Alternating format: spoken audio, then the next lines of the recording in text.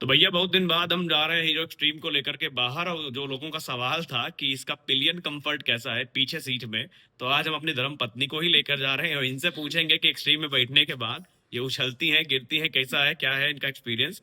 तो मैं आपको लाइव बताऊंगा। मेरी बात तो आप मानोगे नहीं, तो गुरु चलो इन्हीं से सुनवा देते हैं, लेकिन अभी नहीं, एक्सट्रीम से उतरने के बाद। तो मेरा हेलमेट सेटअप तैयार है, गाड़ी एकदम तैयार है, निकलते हैं और आपको बताएंगे कि कैसा क्या सीन यहाँ पर होता है। Moment of truth is here, extreme is on.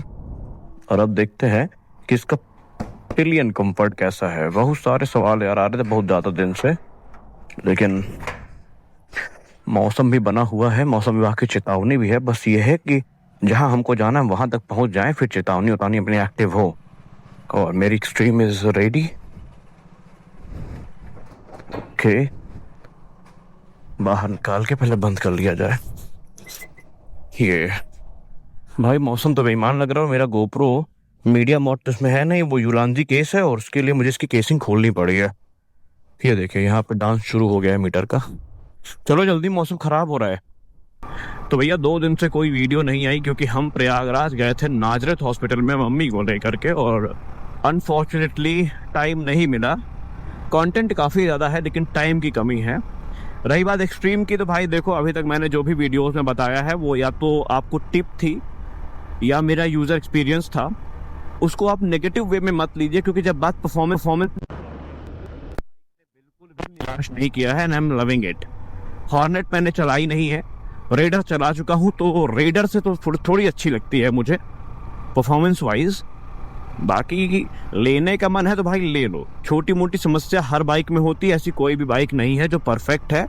आप रेगुलर मेंटेनेंस करिए, बाइक को उसकी लिमिट के हिसाब से चलाइए। अब ऐसा नहीं है कि आप 125 सीसी की डुकाटी लेकर आए हैं और वो आपको 200 की टॉप स्पीड देगी। जब आप बाइक को अब्यूज करेंगे तो फिर आप रिजल्ट भुगतने के लिए भी तैयार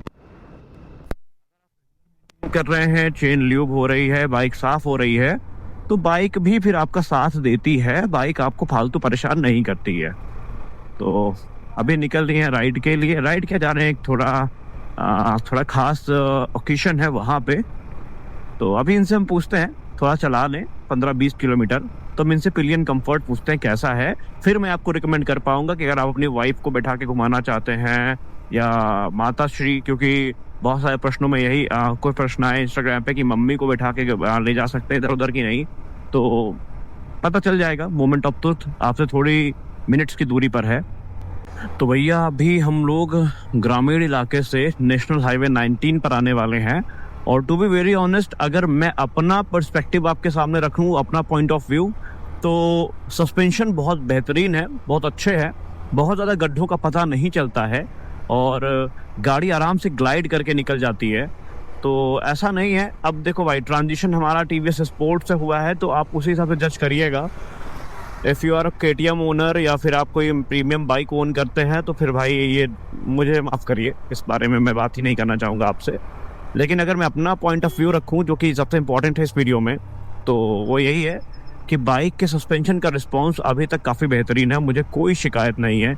जो स्पीड ब्रेकर्स हैं हल्के पता तो चलते हैं, लो स्पीड में काफ़ी पता चलते हैं, छोटे मोटे गड्ढे मोटे आराम से निकल जाती है। और इंजन के बारे में तो भाई कितनी तारीफ कर दूं मैं इसकी। 125 सीसी का इंजन है लेकिन मज़ेदार है, आपको बोर नहीं करती है बाइक। मतलब इसका जो स्वीट अभी रेव रेंज है उस पर अगर आप चलाएंगे, जो कि बाइक के लिए सेफ भी है, तब भी आपको बाइक एंटरटेन करके रखती है। और क्रूज कंट्रोल लगाइए और भूल जाइए। तो ये चीज़ें मुझे काफ़ी अच्छी लगती है। मेरे भी बगल में आप नेशनल हाईवे 19 देख रहे होंगे, मैं सर्विस रोड पे हूँ। अब आगे देखता हूँ कहाँ पर मुझे एंटर करने का मौका मिलता है। तो बाइक की परफॉर्मेंस अभी तक तो मुझे काफ़ी अच्छी लगी है। बाकी नेगेटिव्स इसमें जो थे मैंने बता दिए। उसके अलावा बाइक, अगर आप उन 2 पॉइंट्स के लिए बाइक नहीं लेना चाह रहे हैं तो फिर मुझे आपका डिसीजन सही नहीं लग रहा है, क्योंकि वो समस्याएं तो किसी भी बाइक में आ सकती हैं। अब रस्टिंग हो गया, उसके लिए तो कोई मंत्र है नहीं, वो किसी भी बाइक की समस्या हो सकती है।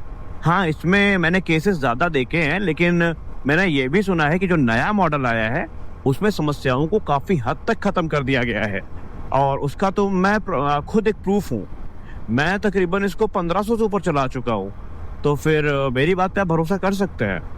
क्योंकि लोगों ने तो यहाँ तक कहा है कि डिलीवरी लेने के 2 दिन बाद ये समस्या आ गई, 3 दिन बाद वो समस्या आ गई। ऐसा कोई समस्या नहीं आई मुझे अभी तक।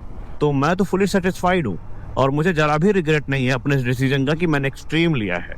बाकी भाई अगर आप होंडा वर्सेस हीरो करना चाह रहे हैं तो भाई मैं यहाँ पे बायस्ड नहीं रहूँगा। मैं सीधा बोल दूँगा भाई होंडा के साथ रिलायबिलिटी फैक्टर तो है।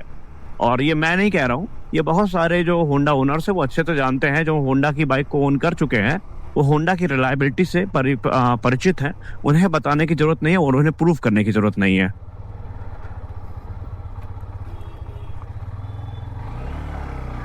बाकी होंडा के दृष्टिकोण से आप हीरो को जज नहीं कर सकते।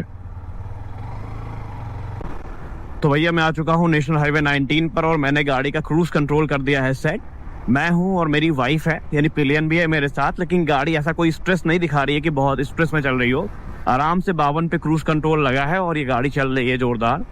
तो ये फीचर तो मुझे सबसे अच्छा लगता है भाई हीरो में, खासकर एक्सट्रीम में, कि इसमें मुझे क्रूज कंट्रोल मिला है और उसकी वजह से गाड़ी को चलाने का एक्सपीरियंस ना और ज़्यादा बेहतरीन हो जाता है। बाकी यहाँ पर काम भी चल रहा है लेन में, उस लेन में, फास्ट लेन में काम चल रहा है और ये थोड़ा बिजी हाईवे है। तो आप देख सकते हैं कि क्रूज कंट्रोल आराम से चल रहा है और मैं कुछ नहीं कर रहा हूँ, मैं सिर्फ हैंडल को संभाल के बैठा हूँ, क्योंकि भाई रिस्क नहीं ले सकते हैं ना। ऊबर भाई देखो गाड़ी का तो पता है, ठीक है, गाड़ी में फीचर दिया होगा स्टेबिलिटी मेंटेन करने का, लेकिन हमको हमारे यहाँ की सड़कों का नहीं पता ना कि सड़कें कैसी हैं। गाड़ी तो बेहतरीन बना दी कंपनी, अब सड़क तो भाई थोड़ी बना पाएगी कंपनी। सड़क आप देख लीजिए, नेशनल हाईवे 19 है, ये गड्ढा है बीच में, ये गड्ढा है जहाँ पे ये लाल सफेद रेखा आपको देखने को मिल रही है। कब यहाँ पे क्या मिल जाए कोई भरोसा नहीं ना। Space technology, you know what I mean. ठीक है, तो ये फीचर मुझे अच्छा लगता है।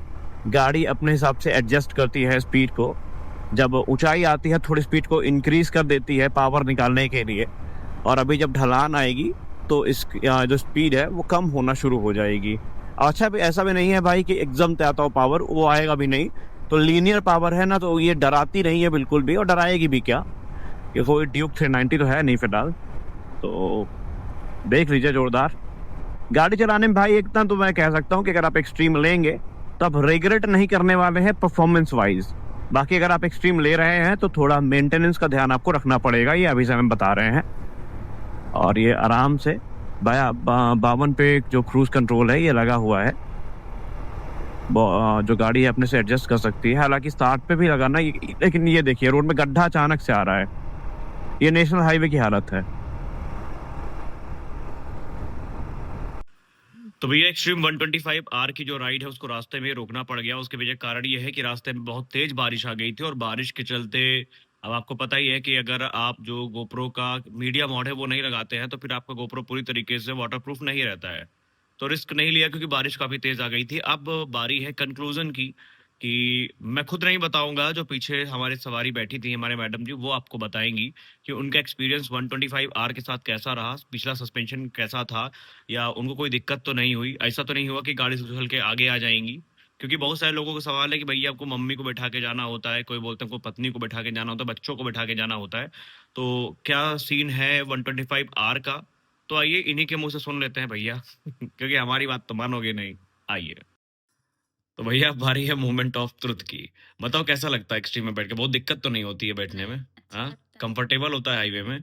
ऐसा तो नहीं लगता कि गाड़ी से उछल के आगे आ जाएंगे? नहीं। पक्का? हाँ। तो आदमी ले सकता है हाँ। बैठने के लिए? तो भैया ये थे रियलिटी हीरो एक्सट्रीम 125R की। देखो अगर रिलायबिलिटी के मामले में बात करोगे तो अगर हीरो वर्सेस होंडा करना है तो भाई एनी डे होंडा बेस्ट है। लेकिन अगर आप एक्सट्रीम 125R की केयर कर सकते हैं, देखिए हर माइनर इशू तो हर बाइक के साथ है, ऐसी कोई बाइक नहीं जिसमें कोई इशू ना हो, ठीक है।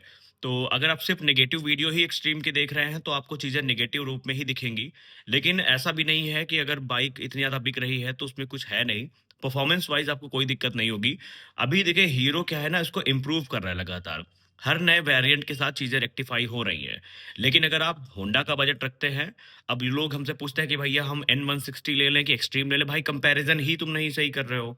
125cc की बाइक और 160cc की बाइक को हम कैसे कंपेयर कर सकते हैं?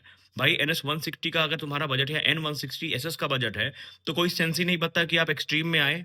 अगर आपने अपनी रिक्वायरमेंट्स को सेट कर लिया है, तो वहाँ पर कंपैरिज़न होगा फिर अपाचे 164V का, ठीक है? वहाँ पे एक्सट्रीम कम्पीट ही नहीं करेगी, एक्सट्रीम 160R है वहाँ पर और उसके अलावा 250 सीसी में भी अलग कॉम्पिटिशन चल रहा है।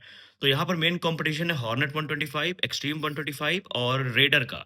इसमें देखो मैंने हॉर्नेट भी चला ली है, मैंने रेडर भी चला ली है।